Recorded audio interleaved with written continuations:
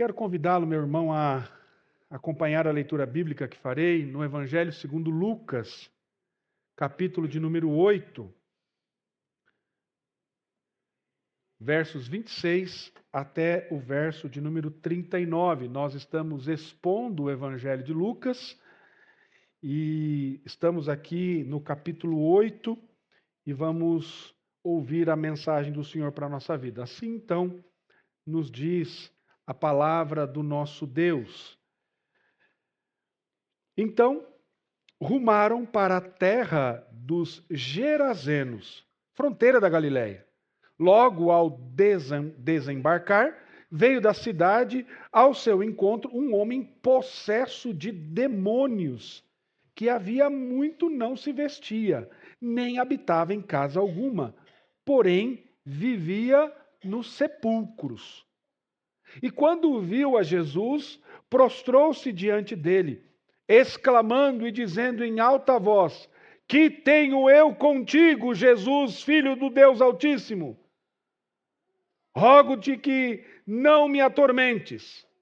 Porque Jesus ordenara ao espírito imundo que saísse do homem, pois muitas vezes se apoderara dele. E embora procurassem conservá-lo preso com cadeias e grilhões, tudo despedaçava e era impelido pelo demônio para o deserto. Perguntou-lhe Jesus: Qual é o teu nome? Respondeu ele: Legião, porque tinham entrado nele muitos demônios. Rogavam-lhe que não os mandasse sair para o abismo. Ora, andava ali pastando no monte uma grande manada de porcos. Rogaram-lhe que lhes permitisse entrar naqueles porcos, e Jesus o permitiu. Tendo os demônios saído do homem, entraram nos porcos, e a manada precipitou-se despenhadeiro abaixo, para dentro do lago, e se afogou. Os porqueiros, vendo o que acontecera, fugiram, e foram anunciá-lo na cidade e pelos campos. Então, saiu o povo para ver o que se passara, e foram ter com Jesus. De fato, acharam o homem de quem saíram os demônios vestido em perfeito juízo, assentado aos pés de Jesus, e ficaram dominados de terror. E algumas pessoas que tinham presenciado os fatos contaram-lhe também como fora salvo o endemoniado. Todo o povo da circunvizinhança dos Gerazenos rogou-lhe que se retirasse deles, pois estavam possuídos de grande medo. E Jesus, tomando de novo o barco, voltou. O homem de quem tinha saído os demônios rogou-lhe que os deixasse estar com ele. Jesus, porém, o despediu, dizendo: Volta para casa e conta aos teus tudo o que Deus fez por ti. Então, foi anunciando por toda a cidade todas as coisas que Jesus lhe tinha feito. Vamos orar mais uma vez, meus irmãos. Amado Pai, nós lemos a Tua palavra, nós lemos a Escritura Sagrada, ela que é a palavra do Senhor para a nossa vida, para o nosso coração, que direciona, que nos dá propósito, significado e onde entendemos a vontade do Senhor, é a revelação do Senhor para nós. E agora, Deus, nós clamamos para que o Senhor mostre-nos o teu desejo, o teu querer na exposição da Escritura Sagrada. Que as palavras dos meus lábios, que o meditar do meu coração sejam agradáveis na tua presença, meu Senhor, minha rocha, meu Redentor, amado da minha alma, em nome de Jesus. Amém. Hoje é o último domingo do ano, meu querido. O último domingo que nós estamos aqui juntos neste ano de 2024. E talvez, quando você olha para trás e você pensa no seu ano, você começa a lembrar de algumas coisas. Essa semana eu fiz algo que fui instruído e desafiado a fazer quando estive no treinamento lá em Atlanta, na Igreja Presbiteriana Perimeter, que era tirar um tempo pessoal de buscar ao Senhor. E eu deixei minha família lá no interior, eles estão lá, e eu fui até Indaiatuba, lá num lugar muito precioso, muito bonito, e passei 2 dias lá, buscando ao Senhor. Na verdade, eu tenho que confessar que eu não fiquei muito olhando para trás, eu quis olhar mais para frente.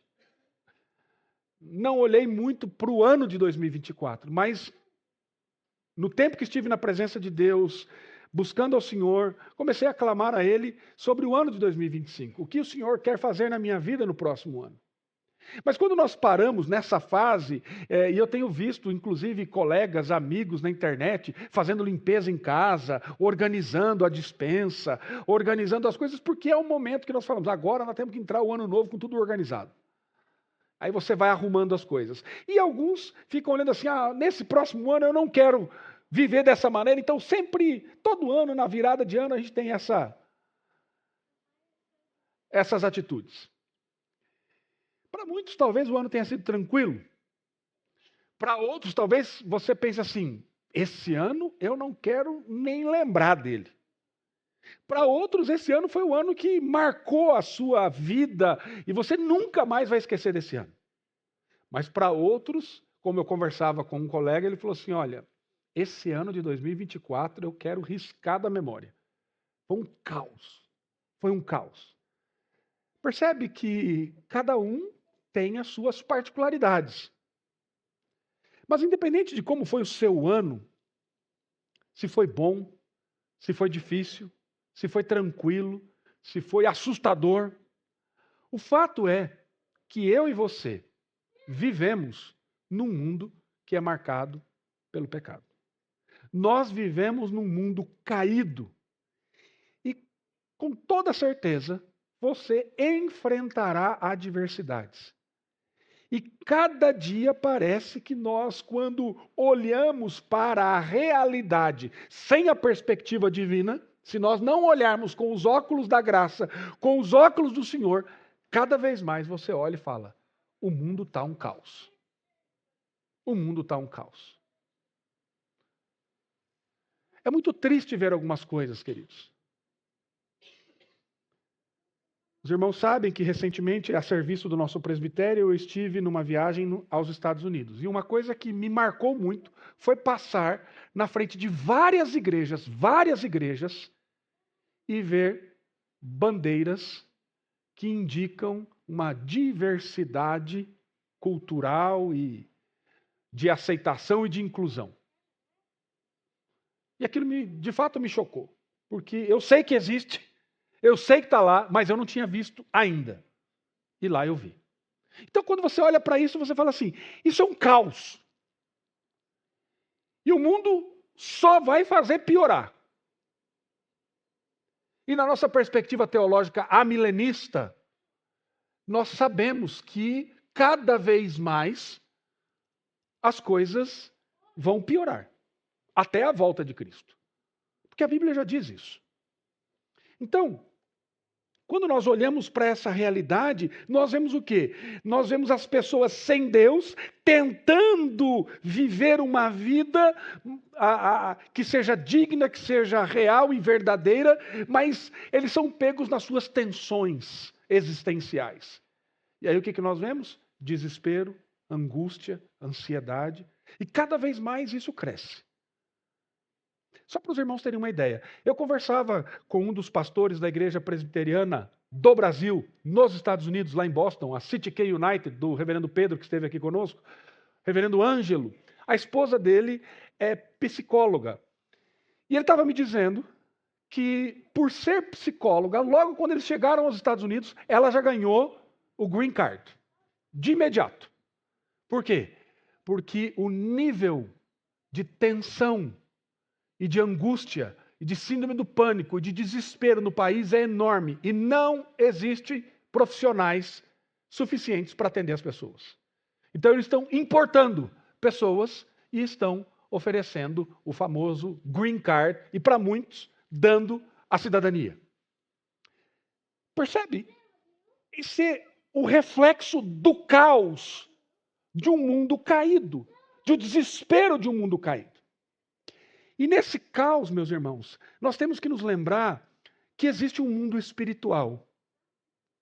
E nesse mundo espiritual, opressões espirituais, vícios, e existe uma luta constante contra o pecado que está presente na vida de muitas pessoas.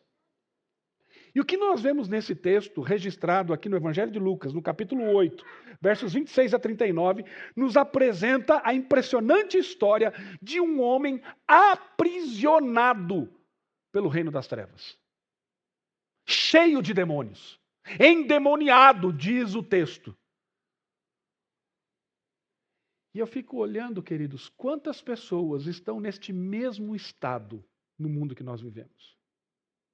Quantas pessoas talvez não estejam na intensidade dessa legião cheia de demônios, mas estão cegas pelo demônio, para não perceberem a realidade e a esperança que nós temos em Cristo. Mas o ponto interessante é que nessa história nós vemos libertação em Cristo. E esse texto nos mostra que Jesus ele é poderoso para transformar o caos em comunhão, trazendo esperança, restauração para uma vida quebrada, no meio do caos, no meio do desespero, destruída. E agora ele traz, como diz o texto, juízo perfeito. Diante disso, eu quero olhar para esse texto, meus irmãos, e pensar com você no seguinte tema: do caos à comunhão. Do caos à comunhão. O poder transformador de Cristo. E o capítulo 8 do Evangelho de Lucas, ele está inserido em uma seção que enfatiza aqui no Evangelho de Lucas o poder de Jesus sobre diferentes esferas aqui que nós podemos perceber. Nós vimos na exposição anterior que Jesus ele é poderoso na esfera da criação. Do mundo natural, ele acalma uma tempestade, ele aquieta um mar, tudo se emudece, e ele é aquele que tem poder sobre diferentes esferas, como a criação e até mesmo sobre a existência humana, consolidando então a sua identidade como Messias prometido. Ele tem poder sobre a natureza. Jesus acalmou a tempestade. Ele tem poder sobre o reino espiritual. Jesus vai libertar esse endemoniado. E nós veremos na sequência do texto que ele tem poder sobre a doença e sobre a morte, quando ele vai ressuscitar a filha de Jairo. Então, o capítulo 8 do Evangelho de Lucas, ele mostra esse poder sobre várias esferas do nosso Redentor, de Jesus Cristo, nosso Senhor. Nós vimos que no episódio da tempestade, Jesus ele prepara, Lucas está como se estivesse aqui preparando o terreno para o que ele vai relatar aqui agora. Essa história de Jesus com os discípulos, ela é uma espécie de preparação de terreno para mostrar esse contraste de Jesus. No barco, os discípulos enfrentam uma tempestade externa e eles demonstram medo. E após o milagre que Jesus realiza, eles perguntam: quem é este que até os ventos e as ondas obedecem às suas ordens? Quem é este?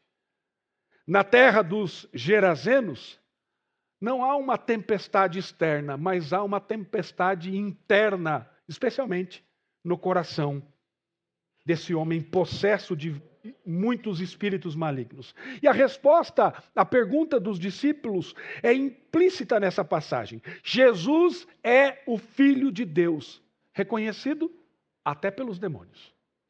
Reconhecido até pelos demônios. E esses eventos, queridos, eles não estão aqui aleatoriamente, eles estão posicionados intencionalmente pelo evangelista Lucas. Ele intencionalmente conecta o poder de Cristo sobre o caos natural com a sua autoridade sobre o caos espiritual, mostrando que ele é Senhor em todas as dimensões, que ele tem poder sobre todas as coisas.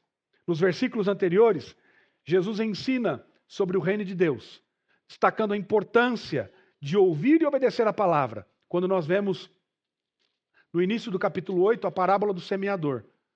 E agora, nós vemos na libertação do Gerazeno, nós vemos a aplicação prática. O homem não apenas ouviu a Jesus, não apenas foi liberto por Jesus, mas ele responde proclamando esse Jesus em todos os lugares. Então, queridos, a libertação é um testemunho vivo do poder transformador do Evangelho. Diante disso, em primeiro lugar, nós vemos que Jesus tem autoridade soberana sobre o reino das trevas. Dos versos 26 a 33, que nós já lemos aqui, nós vemos Jesus aqui libertando esse homem. O texto começa com Jesus entrando no território gentílico, na terra dos Gerazenos, e ali ele encontra esse homem possesso, e diz o texto que ele está possesso por uma legião de demônios. E a condição desse homem era uma condição de absoluta miséria espiritual, de absoluta miséria mental. Ele não tinha as suas faculdades cognitivas funcionando. Era uma miséria social, porque ele estava afastado da sociedade. Diz o texto que ele vivia em sepulcros, ele vivia em cemitérios, sem vestimenta. Tenta imaginar essa cena. Alguém totalmente miserável.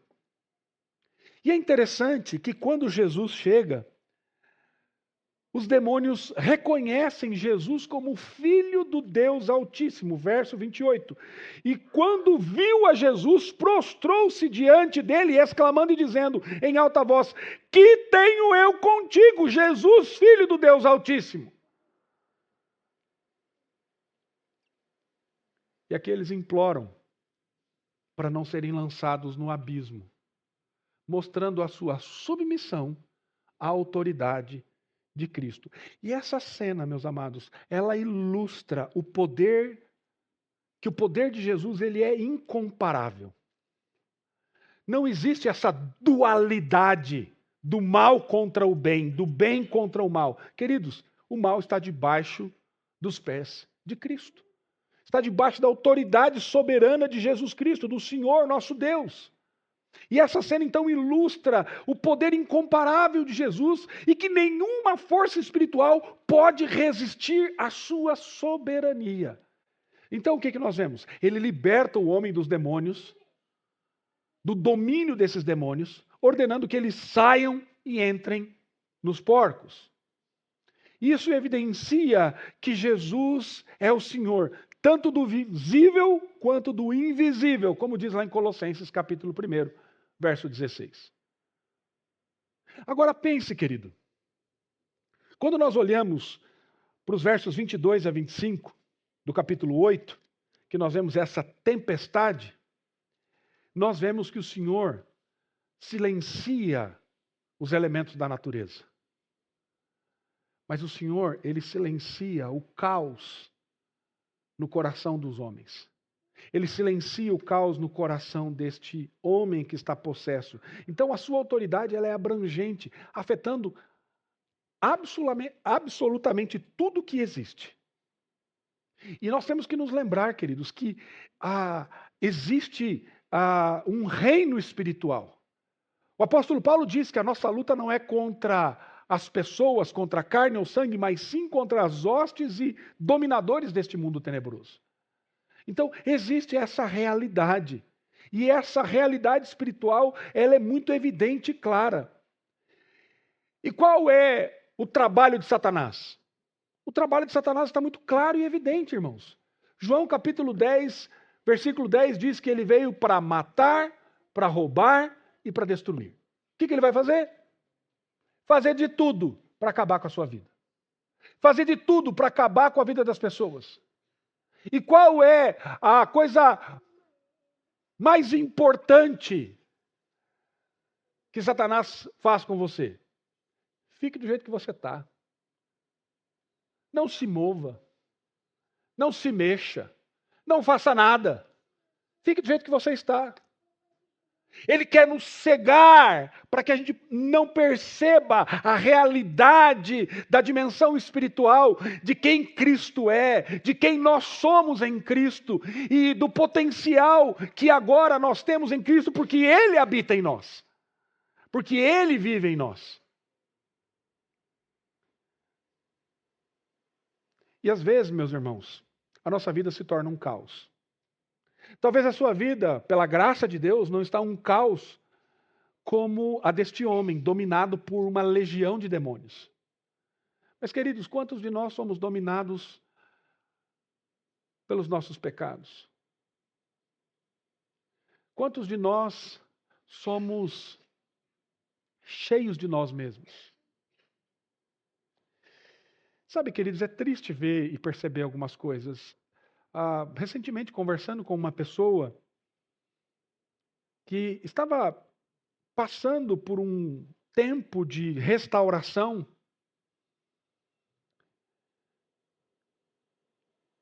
essa pessoa, quando veio a essa conversa, cheia de si, orgulhosa, dizendo, não, eu consigo, eu faço. E eu disse a essa pessoa, eu falei assim, fulano, esse caminho não é um bom caminho para você. Um caminho onde nós estamos cheios de nós mesmos só vai nos levar à destruição. E na sexta-feira, quando eu estava lá tendo esse tempo com Deus, eu recebo a notícia da família dessa pessoa que ela havia retrocedido no processo de restauração, inclusive tentando tirar sua vida por 2 vezes. E agora dizendo assim, eu quero ajuda. Eu quero ajuda. Por que isso acontece, queridos? Porque às vezes nós estamos cegos. Por isso, meu amado, pela graça de Deus, o Senhor deu a possibilidade a mim e a você de crermos em Deus, mas não só de crermos no Senhor, mas de confiarmos nele e de depositarmos a nossa vida nele. Portanto, confie no poder de Cristo diante dos ataques espirituais e das circunstâncias opressivas. Porque o diabo, ele vai querer fazer isso com você. Ele está rugindo, como diz o apóstolo Pedro, ao nosso redor, tentando nos tragar. Buscando matar, roubar e destruir. É isso que ele quer fazer.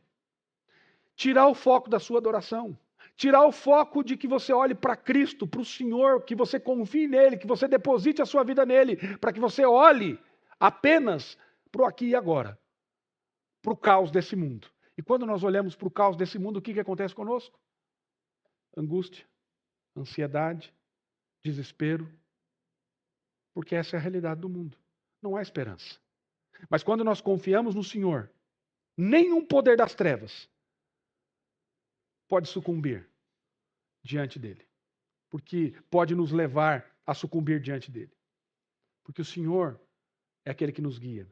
Portanto, busque, queridos, em oração, sabendo que Cristo é aquele que intercede por nós e nos guarda do mal.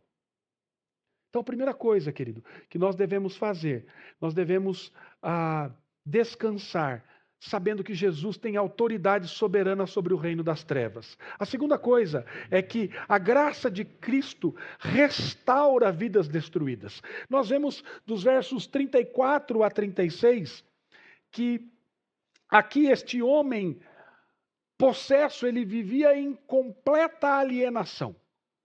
O texto diz que ele estava nu, habitava nos túmulos e era uma ameaça para si mesmo e para as pessoas. Era uma ameaça para os outros. E quando os demônios são expulsos, as pessoas vão ver isso, ficam curiosas. Eu imagino o pessoal, os porqueiros saindo contando, olha, chegou um profeta aqui, que lembra daquele que vivia no túmulo, no cemitério, aquele doido, aquele maluco, que ninguém chegava perto dele. Pois então, aconteceu um milagre. Os demônios saíram e aquele homem está liberto. Eu quero ver esse negócio. Eu quero ver como é que funciona isso. Era a gente descendo do prédio, era a gente saindo, imagine se fosse aqui hoje. Sair todo mundo descendo dos prédios, aquela multidão na rua, para ver. Não, eu não acredito. Eu só acredito vendo. E quando eles chegam, o que acontece? O homem, diz o texto, verso 35, então saiu o povo para ver o que se passara, e foram ter com Jesus. De fato, acharam um homem que saíram os demônios vestido, em perfeito juízo, assentado aos pés de Jesus. E eles ficaram dominados de pavor, de terror, pelo milagre que havia sido realizado. Sabe o que essa transformação nos mostra, queridos? Ela ilustra de maneira evidente e clara a graça irresistível. A graça irresistível. O homem, antes um símbolo da desordem, do caos, do desespero, da angústia, agora se torna um retrato da paz, da tranquilidade, da estabilidade, da dignidade que só Cristo pode oferecer. Que só Cristo pode oferecer. Então, a libertação não apenas afeta a vida espiritual desse homem, mas também restaura toda a sua vida, todas as suas capacidades cognitivas, a sua mente, o seu corpo, as suas relações. Esse que vivia marginalizado, uma vida miserável, agora é transformado. E, amados, é isso que Cristo faz. Quando Ele nos transforma, nós começamos agora a enxergar de maneira diferente, a perceber de maneira diferente, a interpretar de maneira diferente. Por quê? Porque agora nós enxergamos, não estamos mais cegos. Que o demônio não pode nos dominar quando Cristo nos transforma. Isso é impossível para quem tem Jesus Cristo no coração. Então fique tranquilo. O demônio não vai dominar a sua vida não, querido. Ele pode te oprimir. Ele pode tentá-lo. E esse é o trabalho dele. Fazer com que você dê vazão ao seu pecado. Mas dominá-lo jamais. Porque Cristo habita em você. Cristo habita em mim. Então, tudo, absolutamente tudo, muda a partir de um encontro poderoso com o Cristo transformador. Com o Cristo redentor. E agora, a organização no caos. O mundo continua caído. O mundo continua em desespero, em angústia. Mas o nosso coração, em Cristo, tem organização. Tem sentido, tem propósito, tem razão, tem significado. Para quem nós somos. E aí nós começamos a descobrir que o que nos define não é o pecado, mas é Cristo. A nossa identidade está nele. Pelos méritos de Cristo, nós temos uma nova identidade. Mesmo vivendo em um mundo marcado pelo pecado, marcado pelo caos, nós podemos nos assentar aos pés de Jesus, como esse homem se assentou. Porque nós temos esperança, e esperança viva. A ideia aqui, queridos, é como aquele oleiro, aquele artesão que pega um vaso totalmente quebrado e restaura esse vaso. Assim é a obra de Cristo na nossa vida. Nós estávamos quebrados, destruídos, alheios à vida de Deus, focados em nós mesmos, nas nossas próprias vaidades, e agora nós somos alcançados por Jesus. Se você ainda não foi alcançado por Jesus, querido, é isso que Jesus faz. Transformação, propósito, significado, razão, sentido para a nossa existência, mesmo em meio ao mundo marcado pelo caos, pelo desespero, pelo pecado. Nós podemos nos assentar aos pés de Jesus. Sabe por quê, querido?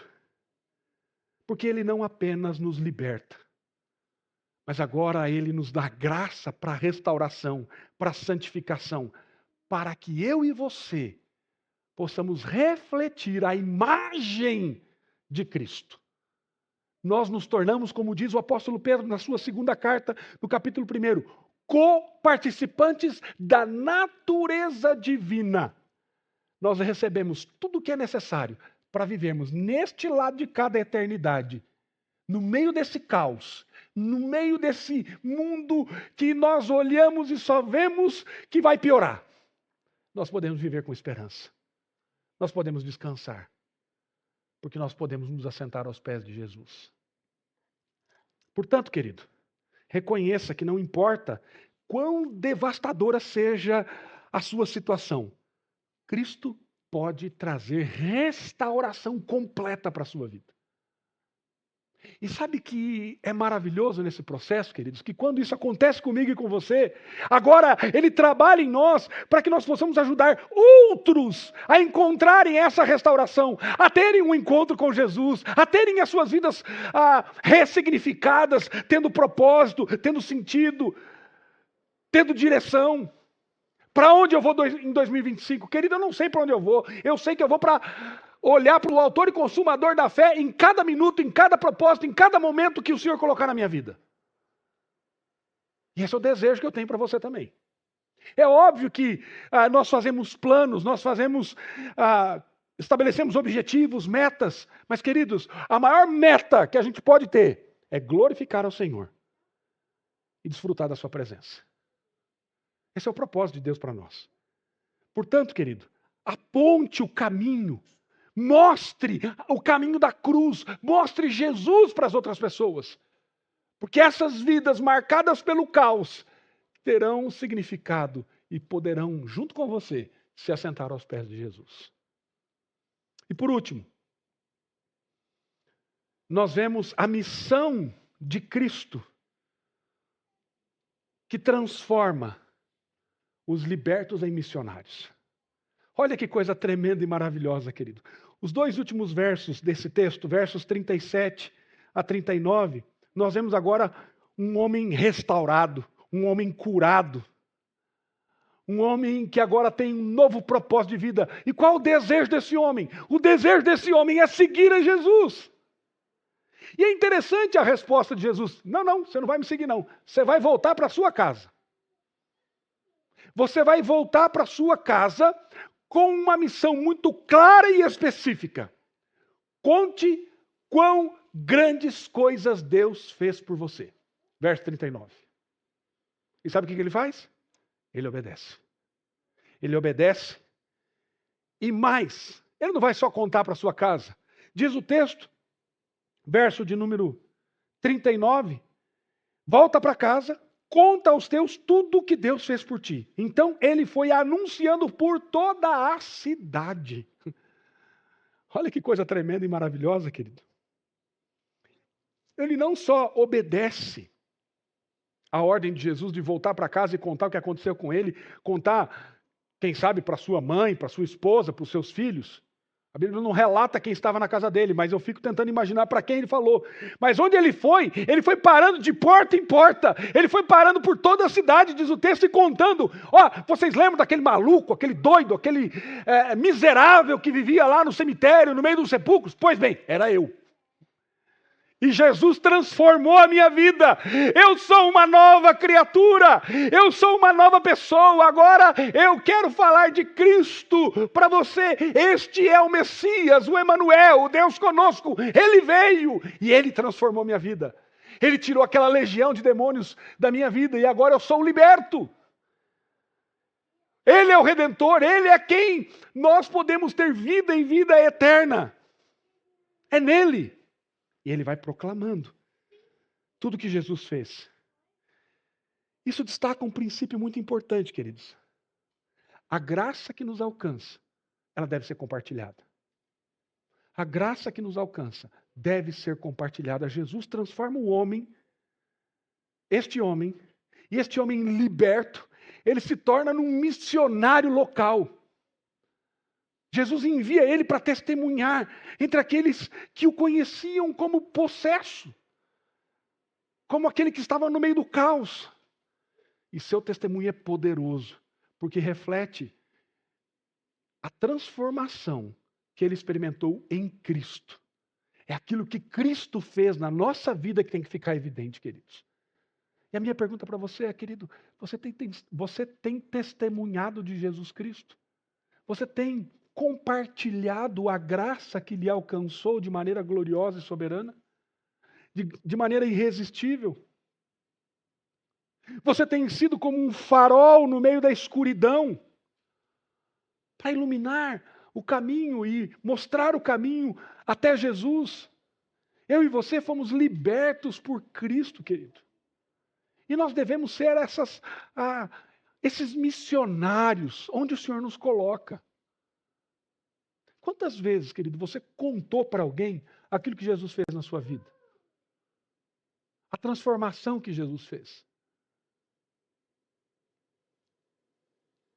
A minha oração é que Deus coloque esse desejo no seu e no meu coração, para que a gente testemunhe daquilo que Deus fez na nossa vida. Testemunhe da graça de Deus, especialmente para aqueles que você conhece, que ainda não conhecem a Cristo.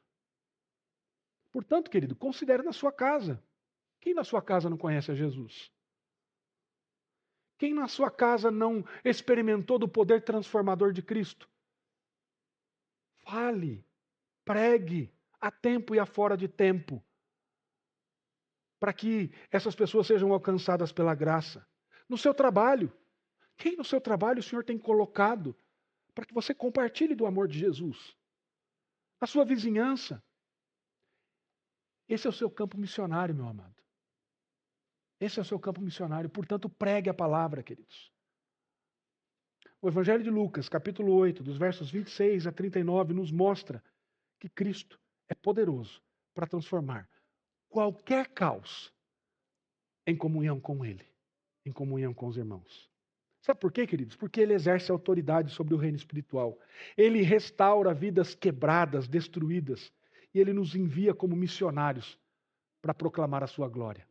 Assim como aquele homem foi curado, todos nós somos chamados por Deus, curados, ressignificados, transformados, para testemunhar agora das grandes coisas que Deus tem feito por nós. Deixa eu dizer uma coisa para você, querido. Jesus ainda está no negócio de transformar a vida, viu? E até Ele voltar, Ele continuará nesse negócio. Ele chama você e a mim para participarmos disso. O desejo do meu coração é que você experimente desse poder transformador. Se você já experimentou, compartilhe isso com outras pessoas. E por fim, se você está preso em meio ao caos, clame por Jesus. Porque Ele é poderoso para libertá-lo e restaurá-lo completamente. Vá para a Escritura, porque ela nos direciona para essa libertação.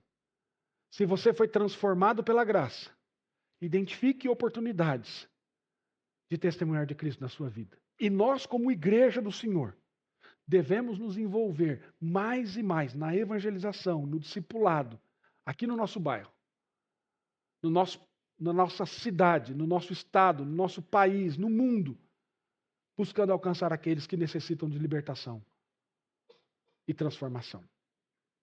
O desejo do meu coração é que eu e você, ao findar-se desse ano, ao iniciar do novo ano, que nós possamos viver confiantes no poder transformador de Cristo e proclamar esse Cristo com alegria e proclamar as grandes coisas que Ele tem feito na nossa vida. Que o Senhor abençoe a sua vida, querido. Que Deus derrame graça sobre você e sobre a sua família e que Ele nos conduza nesse novo ano para que Ele seja exaltado e glorificado em nós e por meio de nós. Que o Senhor nos abençoe em nome de Jesus. Amém.